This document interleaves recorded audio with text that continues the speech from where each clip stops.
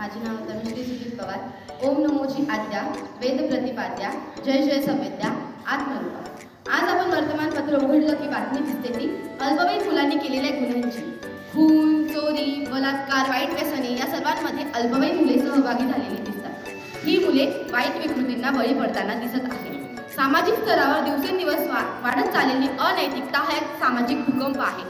त्याचे दुष्परिणाम भयानक असून शाळांमधून दिले जाणारे मूल्य शिक्षण हाच त्यावरील उपाय आहे। मूल्य शिक्षण ही मुख्यतः काळाची गरज आहे आणि अध्यापनातून ते सहजपणे साध्य करता येईल। इयत्ता 1ली ते 12वी पर्यंत आपण 10 मूल्ये प्रातिनिधिक मानली असली तरी सदाचाराचे वळण लागण्याचा उद्देश लक्षात घेता मूल्य विचार मर्यादित राहू शकत नाही। आजच्या तंत्रज्ञानाच्या युगात मोबाईल, संगणक इत्यादींच्या अति आहारी जाऊन समाजाची नैतिकता ढासळत चालली आहे।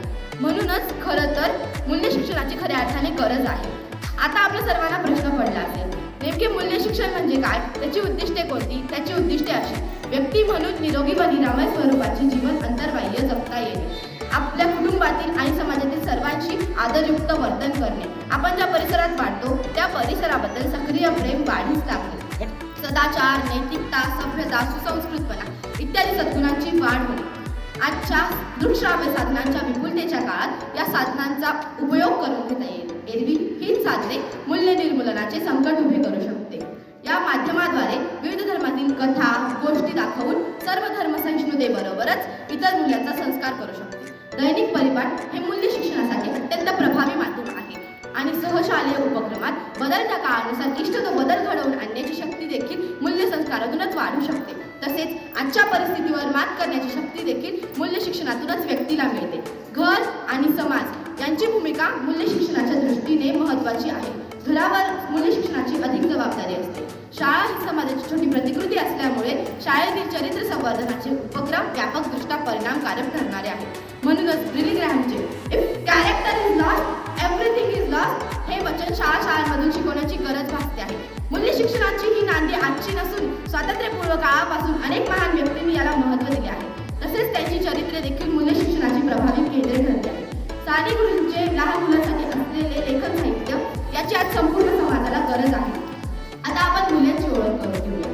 संवेदनशीलता, वक्तशीलपणा, नीटनेटकेपणा, सौजन्यशीलता, वैज्ञानिक दृष्टिकोन, श्रमप्रतिष्ठा, स्त्री पुरुष समानता, सर्व धर्म सहिष्णुता, राष्ट्रभक्ती तसेच राष्ट्रीय एकात्मता ही 10 मूल्ये सर्वांना आहेतच। आपल्या देशात विविध धर्मातील लोक राहतात। तसेच प्रत्येक धर्माचे पारंपरिक उत्सव वेगवेगळे आहेत। तथापि प्रत्येक धर्माची शिकवण मानवतेच्या कल्याणाचीच आहे। यावर भर देण्यासाठी सर्व धर्म सहिष्णुता हे मूल्य रुजवणे हितावह ठरेल।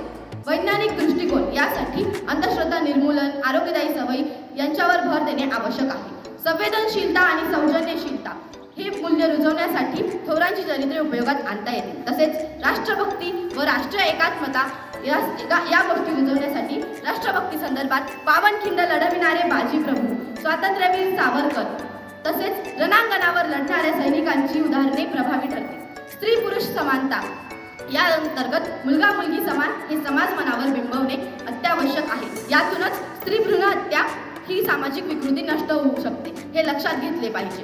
कोणत्याही कामात मुली किंवा स्त्रिया मुलांपेक्षा पुरुषांपेक्षा कमी नाहीत आणि कोणतेही काम कष्टाचे नाही, काम करणारा हलक्या दर्जाचा नाही हे समजवण्यासाठी श्रमप्रतिष्ठा हे मूल्य रुजवणे आवश्यक आहे। स्वच्छता आणि नीटनेटकेपणा याचा संबंध श्रमप्रतिष्ठेशी जोडता येतो। जो स्वयंची कष्ट केला तोची भला असे समर्थ रामदासांनी यासाठीच म्हटले आहे। आधी हाताला चटके तेव्हा मिळते भाकर असे बहिणाबाईंनी म्हटले आहे।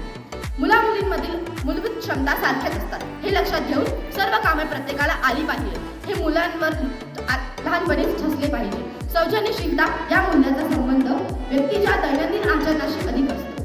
बोलण्यात, वागण्यात मार्गव असावे, अकट्य असावे, सोशिकता असावी, दुसऱ्याला समजून घेण्याचा समंजसपणा असावा। अशा या सकारात्मक गुणांचा विकास जेव्हा व्यक्तीमध्ये होईल तेव्हाच त्याच्या वागण्यात सौजन्यशीलता हे मूल्य येऊ शकेल। मूल्य रुजवण्याच्या संदर्भात शिक्षक व मुख्याध्यापक यांची भूमिका महत्त्वाची असते। त्यांच्यात परस्पर सहकार्य असणे तसेच भावनात्मक ऐक्य असणे महत्त्वाचे आहे। हे मूल्य शिक्षणाला अत्यावश्यक आहे। आज अनैतिकता, अराजकता, आतंकवाद, अवैध धंदे, भ्रष्टाचार, बलात्कारासारख्या वाईट विकृतींचे पडसाद देशभर ऐकू येत आहे। यांचे उच्चाटन करण्यासाठी मूल्य शिक्षण ही मुख्यतः काळाची गरज बनली आहे। विज्ञानवादी होऊन देऊ वडीलधाऱ्यांचा मान, मुलगा मुलगी सारे काही समान. सच्शील असू आम्ही संवेदनशील मनाची जाण. सौजन्याने वागू आणि बाळगू देशाचा अभिमान. सौजन्याने वागू आणि बाळगू देशाचा अभिमान. कुठे होता आपल्यातला माणूस जेव्हा साक्षीवर त्या नराधमाने चाकूने 21 ते 25 वेळा वार केला? कुठे होता तो माणूस? तेव्हा तो माणूस हरवला होता मोबाईलच्या युगात. व्हिडिओ काढण्यात तो मग्न झाला होता. जेव्हा तो माणूस मोबाईलच्या युगातून ह्या युगात येईल तेव्हा मूल्य शिक्षण काळाची गरज हा विषय मांडण्याची गरज भासणार नाही. धन्यवाद. मला काय व्हायचे? डॉक्टर, इंजिनियर, प्रोफेसर, नेता तर नाही. मला या सर्वांना घडविणारा एक शिक्षक व्हायचे. नमस्कार, मी अक्षरा वाघ. विषय मांडते, मला शिक्षक व्हायचे. आकाशात भरारी घेताना पक्षाला पंख असावे लागतात. मनमोहक वातावरणासाठी फुलाला सुगंध असावा लागतो आणि विद्यार्थ्याला शिक्षण घेताना एक चांगला शिक्षक असावा लागतो आणि तोच शिक्षक मला व्हायचा आहे. शिक्षक हा भावी पिढीचा शिल्पकार असून त्यांच्याकडून विद्यार्थ्यांना ज्ञान व जगाकडे पाहण्याची सकारात्मक दृष्टी मिळत असते. एक पुस्तक, एक पेन, एक विद्यार्थी आणि एक शिक्षक संपूर्ण देश घडवतात. त्याचप्रमाणे मला देश घडवणारा शिक्षक व्हायचा आहे. कुंभार ज्याप्रमाणे मातीच्या गोळ्यांना आकार देऊन सुंदर मूर्ती घडवतो त्याचप्रमाणे मला विद्यार्थ्यांच्या व्यक्तिमत्वाला सुरेख आकार देऊन संस्कारक्षम भावी पिढी घडवण्याचे महान कार्य करायचे आहे. आजचे पालक एका मुलाला सांभाळू शकत नाही, पण मला हजारो मुलांना सांभाळू शकणारे शिक्षक पाहिजे. मला या देशासाठी असे विद्यार्थी घडवायचे आहेत की ते या देशासाठी काहीतरी करणार आहे. मी या देशासाठी अर्जुन सारखा विद्यार्थी घडवणार आहे, जो देशासाठी लढणारा, धर्मासाठी लढणारा. एक भूल गलत बन जाए तो कोई दुर्घटना नहीं होती. वही लोग मरते हैं, दुख की बात है. एक डॉक्टर बेनामी से डॉक्टर बन जाए तो पूरे जीवन में 100-200 लोगों को जल्दी यमराज के पास पहुंचने की व्यवस्था करता है. लेकिन एक अध्यापक गलत बन जाए, ध्यान से सुनिए, लेकिन एक अध्यापक गलत बन जाए, केवल ये सोचे कि मैं वेतन के लिए काम कर रहा हूँ, तो मानिए एक पीढ़ी ऐसी तैयार कर देता है. हमारा देश आगे जा सकता है, नहीं तो पीछे आ सकता है. तो मुझे वेतन के लिए नहीं, तो मुझे हमारा देश हर वक्तों का आगे जा सके इसलिए काम करना है. आई वडील तर आपल्याला चालायला शिकवतात, पण ते पाऊल कसे टाकावे हे मी विद्यार्थ्यांना शिकवणार आहे. आई तर तिच्या गर्भात सर्वांना सुरक्षित कवचात वाढवते हो, पण या असुरक्षित जगात कसे टिकायचे ना हे मी विद्यार्थ्यांना शिकवणार आहे. आई वडील जीवन या शब्दाचा अर्थ समजवतात, तर मला या जीवनात कसे जगायचे हे समजवायचे. मला यासाठी शिक्षक व्हायचे, हे सांगण्यासाठी शिक्षक व्हायचे की मी विद्यार्थ्यांना सांगणार आहे वेळेला महत्त्व द्या, कारण वेळेने पैसे कमवता येतात, पण पैशाने वेळ कधीच कमवता येत नाही. म्हणून तुम्ही वेळेला महत्त्व द्या, वेळेला महत्त्व द्या. मी विद्यार्थ्यांना घडवणार आहे, मी मुलांना घडवणार आहे की साक्षी सारख्या मुलीचा भर रस्त्यात खून करणाऱ्या हरामखोरांसारखं बनण्यापेक्षा छत्रपती शिवाजी महाराजांसारखं, संभाजी महाराजांसारखं घड. मी मुलींनाही घडवणार आहे. मुलींना या जगात बापाची परी नाही, तर या जगात बापाची वाघीण बनायला शिकवणार आहे. या असुरक्षित जगात कसे टिकायचे ना हे शिकवणार आहे. मी मुलींना साक्षी, तनुषा, अंकिता यांसारख्या मुलींचा बळी घेणाऱ्या नराधमांना उत्तर देण्यास प्रत्येक विद्यार्थिनीला मी राणी लक्ष्मीबाई, झाशीची राणी यांसारखं बनवायला शिकवणार आहे. जब मैं बनूं तब शिक्षक को मेरे बारे में छात्रों ने कहना चाहिए, हमारे नन्हे नन्हे हाथों से आसमान और सितारे को छूने को बोला. हमारे नन्हे नन्हे हाथों से आसमान और सितारे को छूने को बोला. 2-4 किताबों पढ़ाकर हमें आपका जैसे बनाने को सिखाया.